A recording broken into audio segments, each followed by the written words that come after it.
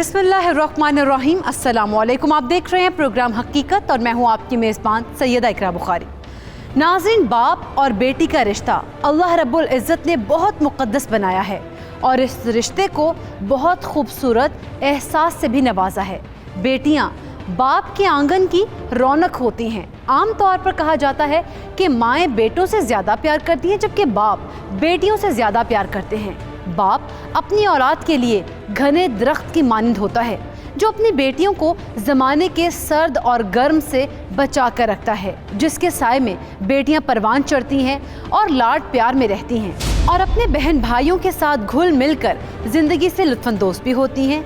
माँ की निस्बत बाप का बेटियों के साथ हौसला अफजा रवैया उनकी सलाहियतों को परवान चढ़ाने में अहम किरदार अदा करता है। एक बाप का बेटी के साथ मुशफ़क़ाना रवैया उसमें खुद एतमादी पैदा करता है, जिसकी बुनियाद पर बेटियां मजबूत बनती हैं और कामयाब ज़िंदगी गुजारने के काबिल बनती हैं। मुतमईन और आसूदा ख़ानदानों में ये देखा गया है कि जो वो बाप अपनी बेटियों से मोहब्बत का इजहार करने में दुश्वारी महसूस करते हैं, वो अपनी बेटियों से मोहब्बत के इजहार के लिए मसनूई चीज़ों का सहारा लेते हैं। मसलन इम्तिहान में कामयाबी पर तोहफ़ा देना या सालगिरह याद रखना वगैरह वगैरह। बाज़ बाप अपनी बेटियों से मोहब्बत के इजहार के लिए उनकी माँ यानी अपनी बीवी से उनसियत का इजहार करते हैं। माहिरीन नफ्सियात कहते हैं कि एक शौहर के अपनी बीवी से उन्स और दिली लगाव के असरात बड़ी हद तक उनके बच्चों खुसूसन लड़कियों पर पड़ते हैं। ऐसे ख़ानदानों में जहाँ मियाँ बीवी के ताल्लुकात नाखुशगवार रहते हों, उनके बच्चों में बाज़ ऐसे मुख्तलिफ़ इक़साम के जिस्मानी अवारिस जन्म लेते हैं जो बाद अज़ा पूरी ज़िंदगी उन बच्चों का साथ नहीं छोड़ते। इससे ना सिर्फ उनकी शख्सियत मुतासिर होती है बल्कि उनकी खुद एतमादी का भी खात्मा होता है। इसीलिए मियाँ बीवी के ताल्लुकात का खुशगवार होना बहुत ज़रूरी है। मगर आज हमारी कहानी में एक बेटी पर क्या जुल्म किया गया देखकर दिल दहल जाता है। तो बढ़ते हैं अपनी कहानी की जानिब।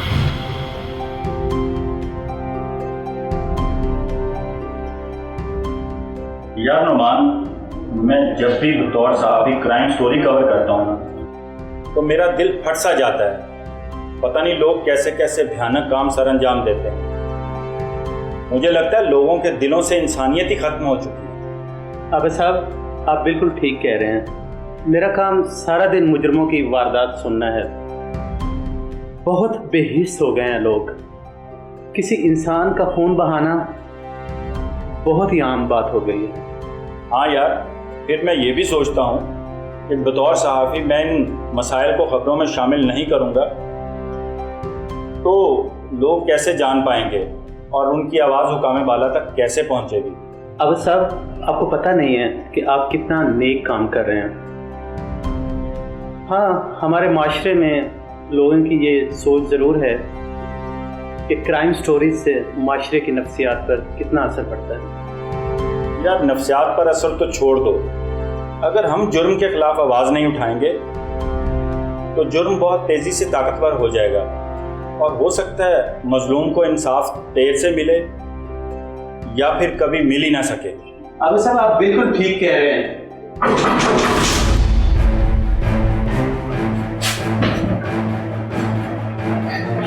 बेटी, कौन हो तुम? आ जाओ, इधर बैठो। कौन हो बेटी, और तुम ऐसे घबराई हुई क्यों हो? बेटी, घबराओ नहीं। अब मेरी बेटी, अपने आंसू साफ करो और हमें बताओ कि हुआ क्या है। मेरी बेटी, ये तो बताओ तुम्हारा घर किधर है? मेरा कोई घर नहीं है।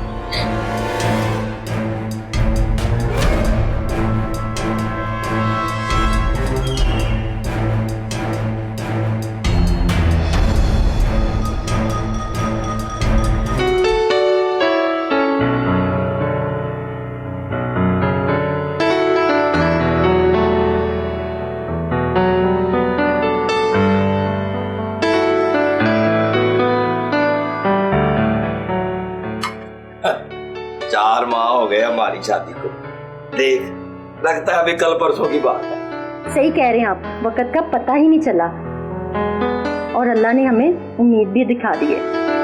ठीक कह रही हो तुम। आपको क्या लगता है, बेटी होगी या बेटा? और बेटा ही होगा। अगर बेटी हुई तो तुझे कहा है ना, ऐसी बातें ना मुंह से निकाला कर। कभी कभी ऊपर वाला बड़ा नजदीक होके सुन लेता है। दिल तो मेरा भी यही कहता है कि बेटा हो, आने वाले वक्त में वो हमारा सहारा बनेगा। बस अगर मगर कुछ नहीं है, कोई ऐसी बात नहीं है। मैंने कहा है ना कि बेटे का सोचा कर, तो बेटे का सोचा कर बस। अगर बेटी हुई तो क्या उसे मार देंगे? ओ नहीं चाहिए मुझे बेटी। बेटी बेटी बेटी। आप इतना बेटियों से चिढ़ते क्यों हैं? और देख, एक तो ना वो वालिदैन का सहारा बन सकती है, ऊपर से बदनामी का खौफ अलग से सर पे मंडराता रहता है। मेरे माँ बाप भी यही सोचते थे, इसीलिए उन्होंने ना मुझे पढ़ाया और ना ही मेरी इज्जत की। बस मेरा भी यही ख्याल है। और मेरी बात सुन ले कान खोल के, अगर बेटी पैदा हुई ना तो खुद भी दफा हो जाना और उसको भी ले जाना यहाँ से। मैं कहीं जाने वाली नहीं। अगर बेटी हुई तो उसे आप ही संभालेंगे। और चल ठीक है ठीक है, छोड़े इन बातों को। क्या बना आपके काम का? तो तेरे सामने रोज काम से ही आता हूँ। मेरे कहने का मतलब है कोई मुस्तकिल काम मिला है कि नहीं? एक दिन दिहाड़ी लगती है, एक दिन नहीं। और मिल जाएगा मुस्तकिल काम भी, और जो मैं कमा के लाता हूँ ना उसमें गुजारा किया कर। उसी में तो गुजारा कर ही रही हूँ, लेकिन आने वाले वक्त में सोचना चाहिए। भाई मैं तो इतने ही पैसे कमा सकता हूँ, और अगर तुझे पैसों की इतनी फिक्र है ना तो खुद कहीं जाके मुलाजमत ढूंढ ले। मैं कहाँ मुलाजमत ढूंढूं?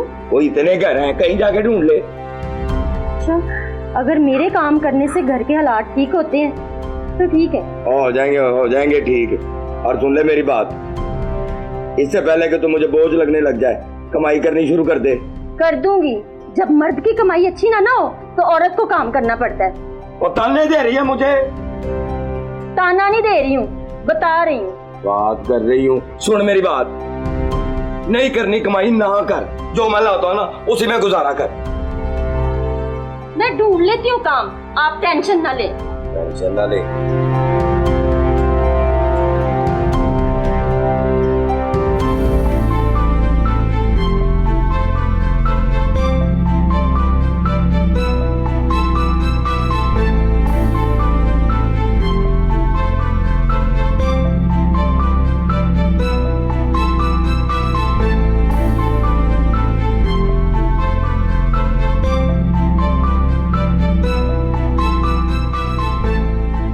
क्या बात है, बहुत उदास और परेशान बैठी हूँ? कुछ नहीं, बस अपनी औलाद के बारे में सोच रही थी। नजमा, ये तो अल्लाह का काम है, तुम खामखा परेशान ना हुआ करो। अल्लाह औलाद की आजमाइश किसी दुश्मन को भी ना दे।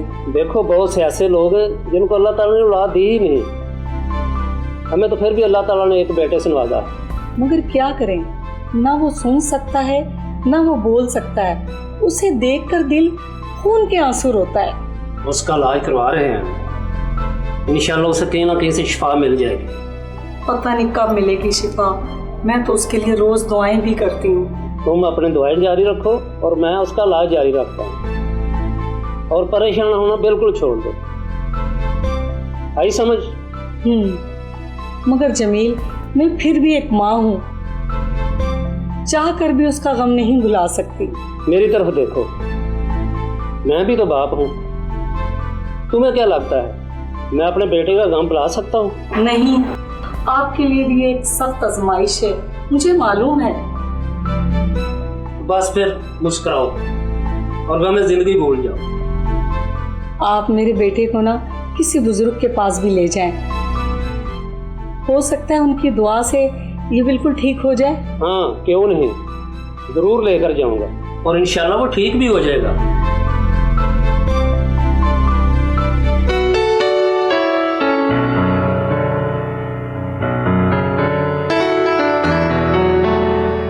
जी अस्सलाम बीबी। वालेकुम अस्सलाम। ये तो अच्छा किया सलमा आपा ने कि तुम्हें हमारे घर काम के लिए भेज दिया। हमें तो बहुत अरसे से काम वाली की तलाश थी। जी बीबी जी। ये बताओ कितने पैसे लोगी? बीबी जी जैसा आपको मुनासिब लगे। चलो ठीक है, मैं तुम्हें 3000 रुपये दे दूंगी। तुमने बर्तन, कपड़े और घर की सफाई करनी है। जी। खाना मैं खुद बना रही थी। जी बीबी जी। अच्छा ये बताओ, तुम्हारे घर में कौन कौन है? बीबी जी मैं और मेरा मियाँ। अच्छा चलो ठीक है, मैं तुम्हें ना किचन का काम समझाती हूँ। जी बीबी जी।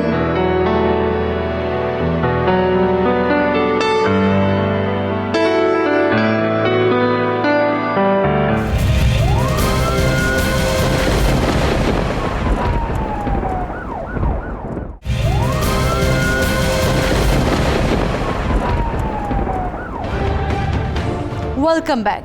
नाज़रीन, ब्रेक पर जाने से पहले हमने देखा कि फरजाना, जो कि एक मासूम 12 साल लड़की थी, घर के हालात से तंग आकर घर से भाग आई थी। सहाफ़ी आबिद और वकील नौमान ने फरजाना के चेहरे पर जब उदासी और परेशानी के असरात देखे तो उन्होंने फरजाना को पास बिठाकर उसकी रुदात सुनना शुरू की। फरजाना जैसे जैसे अपनी कहानी में आगे बढ़ रही थी, आबिद और नौमान को गुस्सा और अफसुर्दगी जैसे एहसासात एक साथ आ रहे थे। अभी तक फरजाना ने अपनी पैदाइश से कबल की बात बताई थी। अब देखते हैं कि फरजाना की पैदाइश के बाद उसकी ज़िंदगी में क्या तग़य्युरात पेश आए। जानने के लिए बढ़ते हैं कहानी की जानब। और तुझे कितनी बार मना किया था, ये बेटी बेटी का लफ्ज ना निकाला कर मुंह से, लाके डाल दिए चुड़ैल मेरी गोद में। तो इसमें मेरा कसूर क्या है? हमारे नसीब में लड़की थी। बस मेरे मुंह से कोई गलत बात ना निकल जाए तेरे लिए। उठा इसको और निकल जा से। नहीं, आप ऐसा मत करें। आप इसे यतीम खाने छोड़ें, मुझे कोई एतराज नहीं। और यतीम खाने में डाल दूं और फिर भी जिंदा तो रहेगी ना? तो फिर इसे अपने हाथों से मार दे। और काश मैं इसको मार सकता, और मुझे तो उसको देख के नफरत होना शुरू हो जाती है। तुम दोनों के लिए बेहतर यही है कि मुझे इसकी सारी जिंदगी सूरत नजर ना आए। आप गुस्सा छोड़ दे, मैं कभी भी आपके सामने नहीं लेकर आऊंगी इसे। चुप कर जा कमबख्त, चुप कर जा। और देख अब ये रोने लग गई है। चुप कर आज मैंने उसको, मैं बता दूं तो इसकी आवाज सुनाई ना दे मुझे। चुप कर जा कमबख्त, चुप कर जा। कमबख्त आ गई तो इस घर में मेरा घर उजाड़ने के लिए। चुड़ैल चुप कर जा। इस कमबख्त का मैं क्या करूं? मुझे ही पैदा होना था इस घर में। अच्छा भला मेरा शौहर बेटी का सोचता था। अब तू भी जलील होगी सारी जिंदगी और मुझे भी जलील करवाएगी।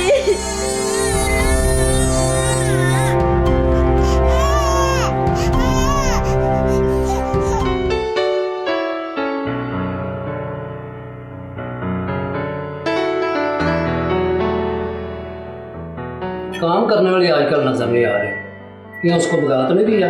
नहीं, ऐसी कोई बात नहीं है। उसके घर बेटी पैदा हुई है इसलिए नहीं आ रही है, एक आध दिन में आ जाएगी। अच्छा, लेकिन इन काम वाले से ज्यादा बातें नहीं करते, वरना ये सर पे चढ़ जाते हैं। आप फिक्र ना करें, मुझे पता है किसको किस हिसाब में रखना है। हमारा बेटा अभी तक सो रहा है? हाँ, अभी सोया हुआ है। मैंने खाने का पूछा था उसको, मगर वो कह रहा था मुझे भूख नहीं है। हाँ चलो ठीक है, उसे आराम करने दो, लेकिन उसकी दवाई का ख्याल रखना, टाइम पे उसको दवाई दिया करो। ये भी कोई बात करने वाली है? मैं उसकी दवाई में भला लापरवाही कैसे कर सकती हूँ? ठीक है। अस्सलाम वालेकुम बीबी जी। वालेकुम सलाम। तुम आमिन? जी बीबी जी। और ये क्या, इस लड़की को साथ ले आई हो? इसको संभालोगी या घर का काम करोगी? बीबी जी, घर में कोई भी नहीं था इसलिए मैं साथ ले आई। सारे घर का काम पड़ा हुआ है, ये सारा काम करोगी तो तुम्हें पैसे मिलेंगे। ये ना हो कि सारा दिन तुम इस लड़की के साथ चिमटी रहो। नहीं बीबी जी, मैं सारा काम कर लूँगी। ठीक है बेगम, ये अपना काम खत्म कर दे तो फिर इसको तनख्वाह दे देंगे। अरे अभी महीने में 15 दिन पड़े हैं, और बिल्किस मैं तुम्हें सिर्फ 15 दिन के पैसे दूंगी, इसलिए कि तुम आई ही इतने दिनों के बाद हो। जी बीबी जी, बस इसके दूध के पैसे दे दिया करें। मैंने कोई इस लड़की का ठेका नहीं उठाया हुआ। तुमसे काम नहीं होता तो नहीं करो, मैं कोई और लड़की ढूंढूंगी। नहीं बीबी जी, मैं काम करूंगी। तो बेगम इसको दूध के पैसे दे दिया करें। प्लीज जाओ तुम अपना काम करो। तुम्हारा शौहर इस बच्ची के दूध के पैसे नहीं देता क्या? नहीं बीबी जी, जब से ये पैदा हुई है मुझे खर्चा देना बंद कर दिया। क्यों, ये लड़की उसकी नहीं है? नहीं साहब जी, ऐसी बात नहीं है, उसे बेटे की ख्वाहिश थी, इसलिए जब से मेरे यहाँ बेटी पैदा हुई है उसने मुझसे मुंह ही फेर लिया। सही कह रहा है वो, बेटे की ख्वाहिश किसे नहीं होती। जी साहब जी, मैं काम कर लूँ घर का सारा। ठीक है, जाओ काम करो। ठीक है बेबी जी।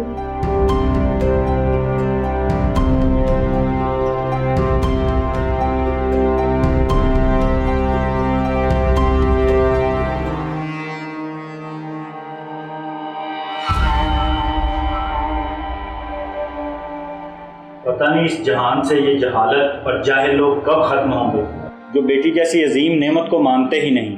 बहुत अफसोस की बात है। बेटी फरजाना, तुमने घबराना बिल्कुल नहीं है। मैं और नुमान बिल्कुल तुम्हारे बाप जैसे हैं। नहीं अंकल, आप मेरे बाप की तरह नहीं हैं।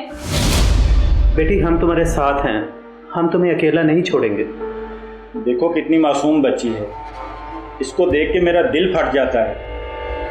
इसलिए मैं कहता हूँ कि ये क्राइम स्टोरी कितनी तकलीफदेह होती है। ऐसा ही है, पता नहीं लोग क्यों बेटों की दुआएं मांगते नहीं थकते, और वही बेटे जब जवान होकर माँ बाप के सर में जूतियाँ मारते हैं तो उनको बेटी की कमी महसूस होती है। नुमान, एक बात याद रखना कि जो शख्स घर में आई रहमत को ठुकराता है ना, अल्लाह ताला भी उसे ऐसी सज़ा देता है कि वो ना दीन का रहता है और ना दुनिया का। अब सब अल्लाह ऐसे लोगों को हिदायत दे। अगर हिदायत उनके मुकद्दर में नहीं है तो अल्लाह उन्हें तबाह बर्बाद कर दे। अंकल, मैंने जब से थोड़ी होश संभाली है, मुझे तो ऐसा लगता है लड़की होना ही जुर्म है। अरे बेटी, बेटी होना जुर्म नहीं है, बेटी तो अल्लाह की रहमत होती है। हाँ बेटी, आज की औरत मर्द से हर मैदान में आगे निकल गई है। हर फील्ड में लड़कियां लड़कों का मुकाबला कर रही हैं। बेटी, अब तो बाप को फिक्र ही नहीं होती कि बेटी बुढ़ापे में मेरा सहारा नहीं बन सकती। आज की औरत तो इतनी मजबूत हो चुकी है। फरजाना बेटी, इसके बाद क्या हुआ हमें बताओ। इसके बाद यूं ही 12 साल का अरसा गुजर गया और मेरी माँ मुझसे अभी भी वैसे ही नफरत करती थी।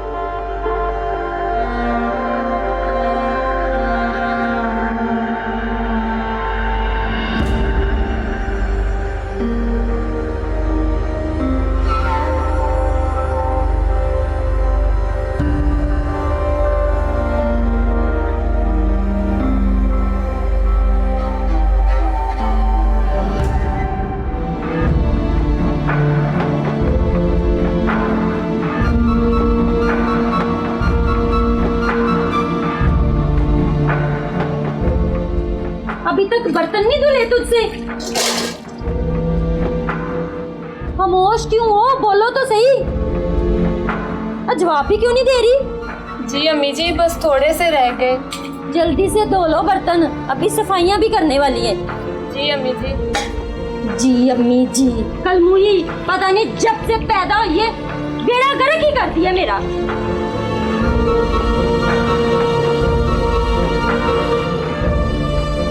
या अल्लाह, तूने मुझे इसी घर में पैदा क्यों किया जहाँ मुझे कोई समझने वाला ही नहीं। क्यों री कम वक्त? फल रखा था अंदर, खा गई हो क्या? नहीं अम्मी। नहीं अम्मी, तो कहाँ गया फल? अम्मी, मैंने नहीं खाया था, मैंने वो धो के फ्रिज में रखा था। तुझे किसने कहा था कि धो के फ्रिज में रख? बस अब रोती रहना। रोती जाएगी, जल्दी काम कर ले।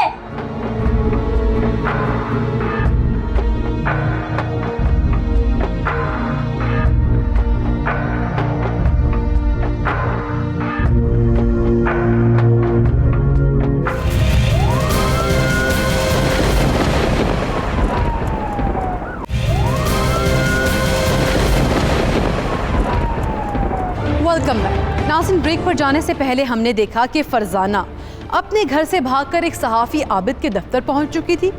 फरजाना ने आबिद को अपने वालिदैन की जहनीत के बारे में बताया कि किस तरह उन्होंने रहमत को जहमत समझा।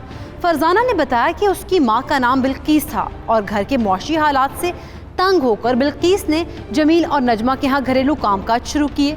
बिल्कीस अपनी नौमौलूद बेटी को अपने साथ काम पर लाई तो उसे वहाँ पर सख्त जुमलों का सामना करना पड़ा।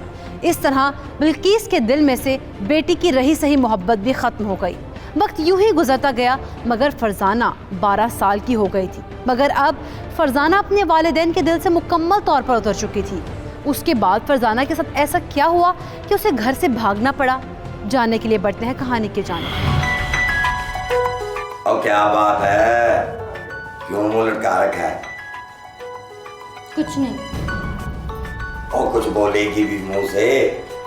क्या हुआ तुझे? क्या मुंह खोलूं? ना इस घर के हालात ठीक होते हैं, दिल्ली तक खर्चने के लिए नहीं है।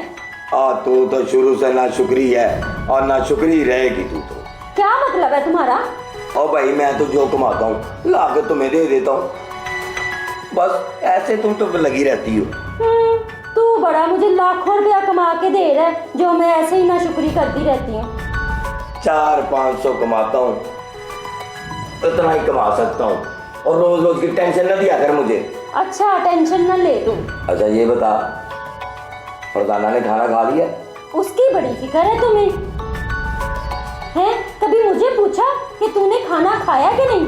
चल तू ही अपना बता दे, खाया कि नहीं सरकार ने खाना? जरूरत नहीं है, खा लिया होगा उसने खाना। और तू भी ना बस ऐसे ही मेरी बेटी के पीछे पड़ी रहती है, बड़ी तंग है तू। तंग ना हूँ तो और क्या करूँ, मेरा तो कलेजा फटता उसे देखकर। और ना किया कर, बेटी है हमारी। बेटी है ना हमारी, बेटा तो नहीं। और तू क्यों परेशान होती है, ये भी कमा के देगी हमें। वो कैसे? और जिनके घर तुम काम करती हो उनके घर इसको भी काम पे लगवा। उनको किसी आया की जरूरत नहीं है। और 20 घर फिरती है तू, किसी घर में भी इसको और लगवा दे। ये कमबख्त हमारी काम कर लेगी? ना करेगी तो टांगे तोड़ देना। मैं तो इसको पछताता हूँ, इसको देख देख कर, कहीं पैदा होते ही मार देता ना तो आज बड़े सुकून में था मैं। तू तो ऐसी बातें ना किया कर, ठीक है? आधी कमाई मैंने उसको खिलाई अपनी। और जो खिलाना था ना तूने खिला दिया। अब जिधर काम करेगी उधर ही रहेगी, उधर ही खाएगी। तू महीने बाद जाके तनख्वाह ले आया करना। बड़ा तेरा दिमाग शातिर है। तो वो जानती है मैं शुरू से बड़ा चला। हाँ ये तो मैं जानती हूँ।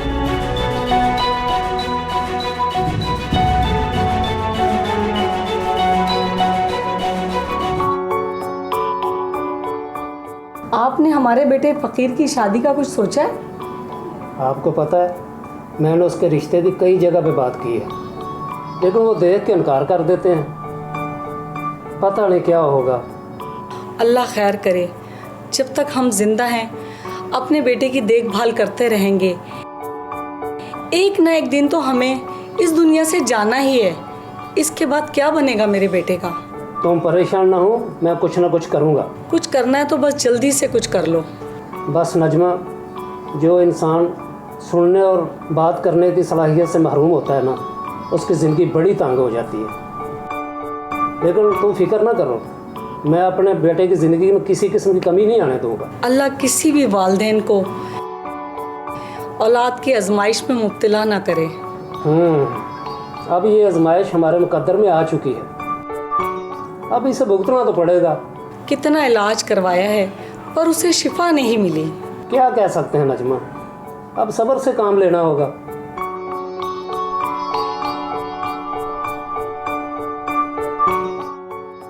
मेरे बेटे को भूख लगी, मैं अपने बेटे के लिए खाना लाती हूँ।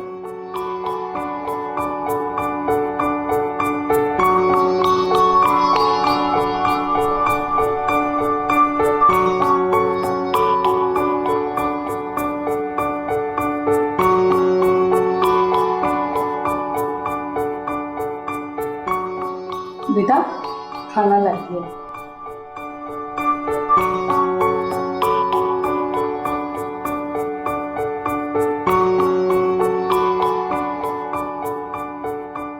मुझे काम करने वाली आती है बल्कीस, वो आजकल आ रही है क्या? नहीं, उसका वक्त तो हो गया आने का, आने ही वाली होगी।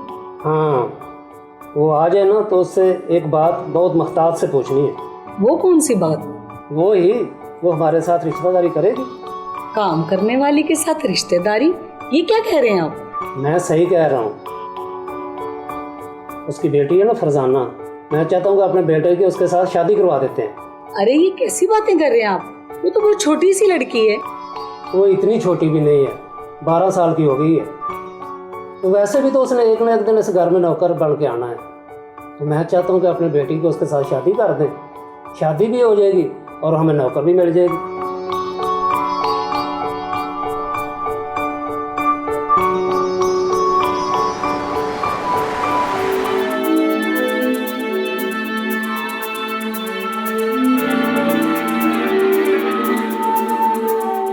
चल बस कर। ये बता, तेरी बेटी फरजाना कैसी है? ठीक है बीबी जी, उसे क्या होना है? उसकी शादी के बारे में सोचा है तूने? नहीं बीबी जी, अभी तो इसके लिए 4 पैसे जोड़ूंगी, फिर इसकी शादी करूंगी। फिलहाल तो इसके लिए काम ढूंढ रही हूँ। कोई ज़रूरत नहीं तुझे उसके लिए काम ढूंढने की। क्या मतलब बीबी जी? मैं आपकी बात समझी नहीं। देख, मैं ना काफ़ी दिनों से बिल्किस तेरे से बात करने वाली थी, मगर मुझे मौका नहीं मिल रहा था। आज वक्त है। बताएं बीबी जी। देख, तूने अपनी बेटी की शादी कहीं ना कहीं तो करनी ही है ना? हाँ, करनी तो है। तू अपनी बेटी को हमारे हवाले कर दे, मैं तुझे 5 लाख रुपए भी दूंगी। क्या मतलब बीबी जी? मैं समझी नहीं। बेवकूफ, मैं तुझसे तेरी बेटी का हाथ अपने बेटे के लिए मांग रही हूँ। देख, और तुझे पैसे भी दे रही हूँ। इस तरह तेरी बेटी की शादी भी हो जाएगी, और तीसरा ये कि उसके लिए काम काज की भी तुझे जरूरत नहीं पड़ेगी ढूंढने की। ये तो बहुत अच्छी बात की बीबी जी, मगर पैसे थोड़े कम है। हाँ अच्छा, चलिए बता, तुझे कितने पैसों की जरूरत है? बीबी जी, 12 साल लगे हैं मुझे उसे पालते हुए। इस हिसाब से कम 20 लाख तो होना चाहिए। 20 लाख? बिल्किस तू पागल हो गई है? 20 लाख में तो मैं अपने बेटे की 4 शादियां कर दूं। एक तो मैं तुझसे शादी का सामान नहीं मांग रही हूँ, तुझे पैसे भी दे रही हूँ, उल्टा तू मुंह फाड़ के बैठी हुई है। बीबी जी, आप तो नाराज ही हो गई हैं। आपको पता है, अभी बच्ची 12 साल की हुई है, अभी तो उसकी शादी की उम्र भी नहीं है। आपका बेटा ना तो बोल सकता है ना सुन सकता है। करवा लें अपने बेटे की 4 शादियां। इसका मतलब है तुझे 20 लाख रुपए चाहिए। चल ठीक है, 10 लाख में तुझे पहले दे दूंगी, 10 लाख शादी के बाद दे दूंगी। अब तो खुश है ना तू? जी बीबी जी, मैं खुश हूँ, मगर मैं अपने बंदे से बात करके फिर बात पक्की करूंगी। चल ठीक है, तू बात करके मुझे बता देना। चल एक हाथ लगा ले।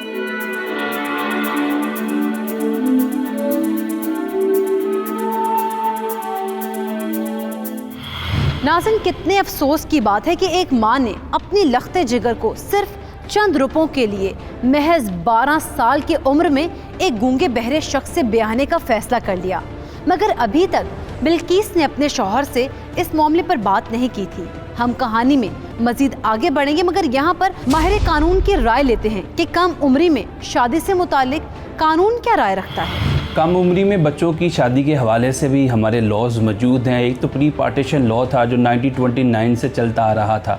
उस लॉ के अंदर ये चीज़ मुतय्यन कर दी गई थी कि 16 साल से कम उम्र बच्ची और 18 साल से छोटे बच्चे की अगर शादी की जाती है, वो वालिदैन जो कोर्शन से, जो ज़ोर ज़बरदस्ती से बच्चों की शादी कर देते हैं जब तक वो बलूगत की उम्र को नहीं पहुंचते, और इसके अंदर उम्र की हद भी बता दी गई, तो उसके लिए 6 महीने की सज़ा थी।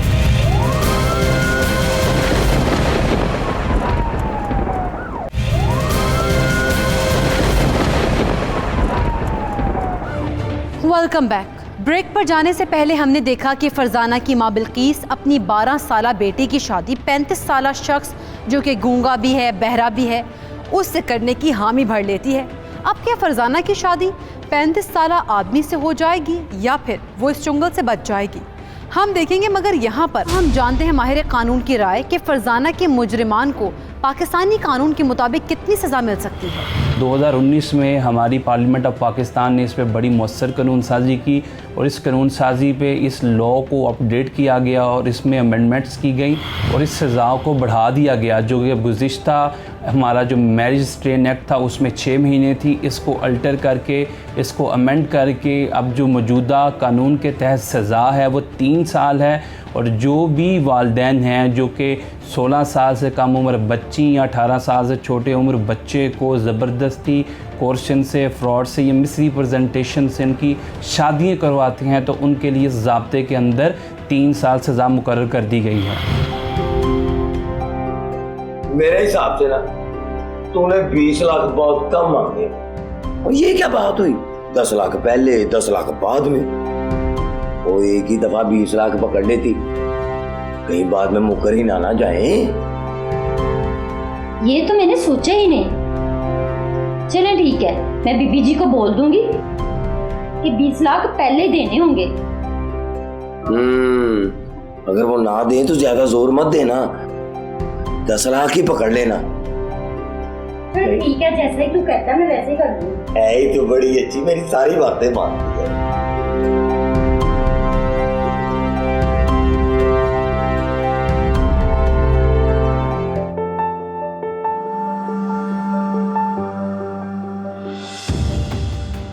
अरे कल मोई क्यों रो रही है?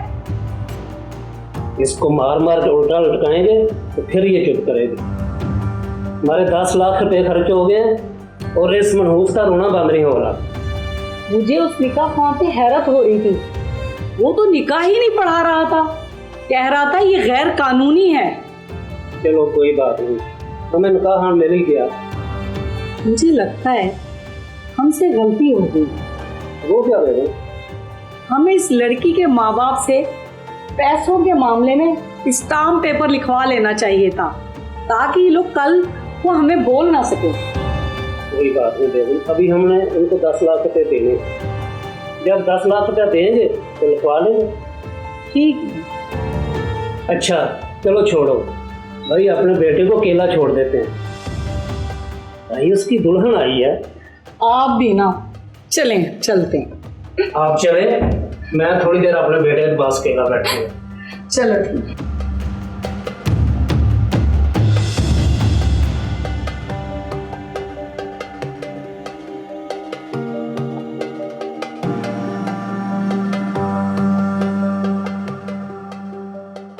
हाय हाय, मेरा बेटा बहुत शमारा है। अच्छा भाई, मैं चलता हूँ, अब अपनी दुल्हन से बातें करो, मैं जाता हूँ। सुनो लड़की, ये रोना थोड़ा बंद करो और मेरे बेटे को तंग नहीं करना, नहीं तो मैं बहुत बुरा पेश आऊंगा। सुना?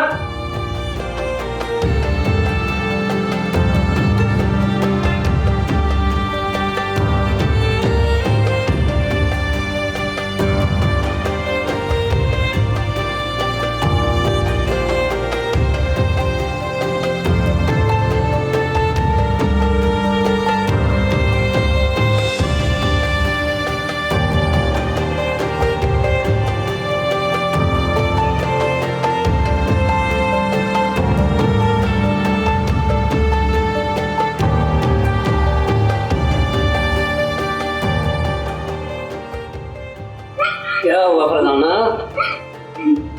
मैं हूं ना, तुम्हें रोने की जरूरत नहीं है।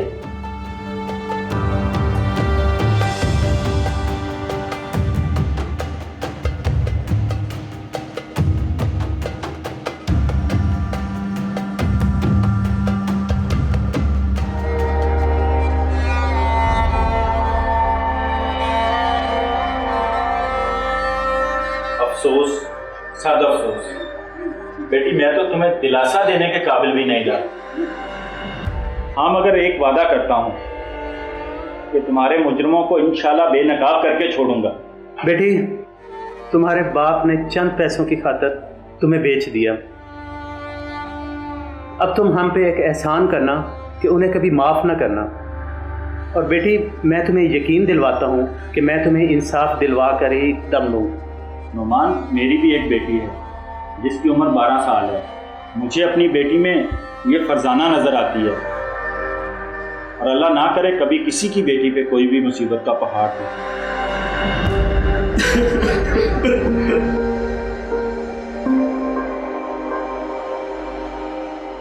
बेटी, तुम मेरे घर में रह सकती हो, वहाँ तुम्हारे छोटे छोटे बहन भाई होंगे, तुम्हारा दिल लगा रहेगा।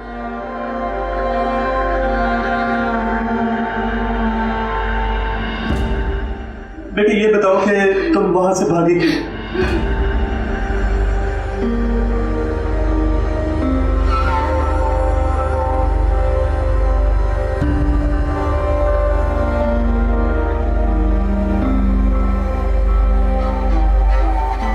बेटा तू खुश तो है ना? अब तो तेरी शादी हो गई। शुक्र है, शुक्र है। तू क्या हमारी बातें सुन रही? चल जाके सफाई कर।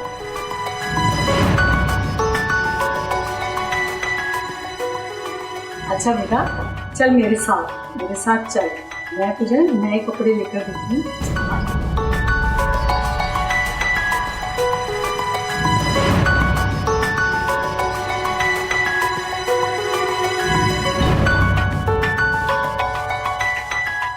मुझे लगता है घर पे कोई नहीं है, यही मौका है यहाँ से भागने का। लेकिन मैं भाग के जाऊंगी कहाँ? जहाँ भी जाऊँ लेकिन यहाँ नहीं रहूँगी।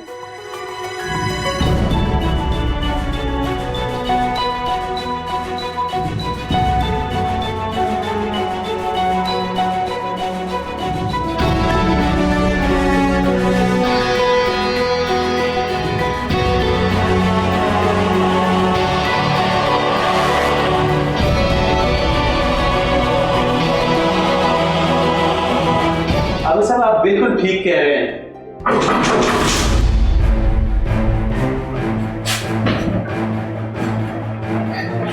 बेटी कौन हो तुम? आ जाओ इधर बैठो। कौन हो बेटी, और तुम ऐसे घबराई हुई क्यों हो? बेटी घबराओ नहीं, अब मेरी बेटी अपने आंसू साफ करो और हमें बताओ कि हुआ क्या है। मेरी बेटी ये तो बताओ तुम्हारा घर किधर है? मेरा कोई घर नहीं है।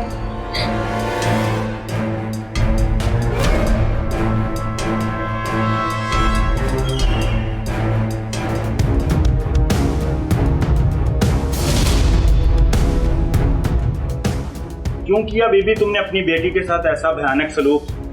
शर्म नहीं आई तुम्हें? तुम सहाफी हो गए अपने घर पे और मेरी बेटी तुम्हारे पास है। मैं तुम्हारे खिलाफ पर्चा दर्ज करवाऊंगी। बीबी तुम्हारी बेटी हमारे पास नहीं है, अदालत ने उसे दारुल-अमान भिजवा दिया। और नज़ाकत तुम बाप हो या जल्लाद हो, अपने घर में आई हुई अपनी बेटी अपनी रहमत को नहीं पहचान सके। कितने पैसों में बेचे अपनी बेटी को, कितने में सौदा किया उसका? और बकवास बंद कर अपनी, ये मेरे घर का मसला है। तो कौन होता है पूछने वाला? निकलो इधर से, वरना मुझसे बुरा कोई नहीं होगा। आबद, सांप का सर जब तक न कुचला जाए वो जहर उगलता ही रहता है। इसे तो मैं हवालात में बंद करवाऊंगा। एक नन्हे फूल को कुचल के रख दिया इस शख्स ने। और पूरी दुनिया में ऐसे दरिंदों को बतौर सहाफी बेनकाब करना मेरा फर्ज है।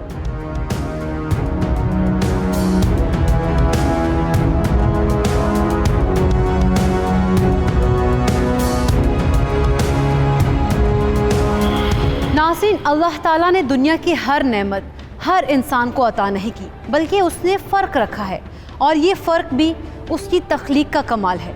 किसी को उसने सेहत काबिल रश्क अता की, किसी को इल्म दूसरों के मुकाबले में ज़्यादा दिया, किसी को दौलत कम दी, किसी को ज़्यादा दी, किसी को बोलने की सलाहियत गैर मामूली अता की, किसी को किसी हुनर में ताक बनाया, किसी को दीन की रग़बत और शौक़ दूसरों की निस्बत ज़्यादा दिया, किसी को बेटे दिए, किसी को बेटियाँ, किसी को बेटे बेटियाँ, किसी को औलाद ज़्यादा दी, किसी को कम और किसी को दी ही नहीं। नाज़रीन, अल्लाह ताला ने हर इंसान के अंदर औलाद की मोहब्बत और उसकी ख्वाहिश रखती है।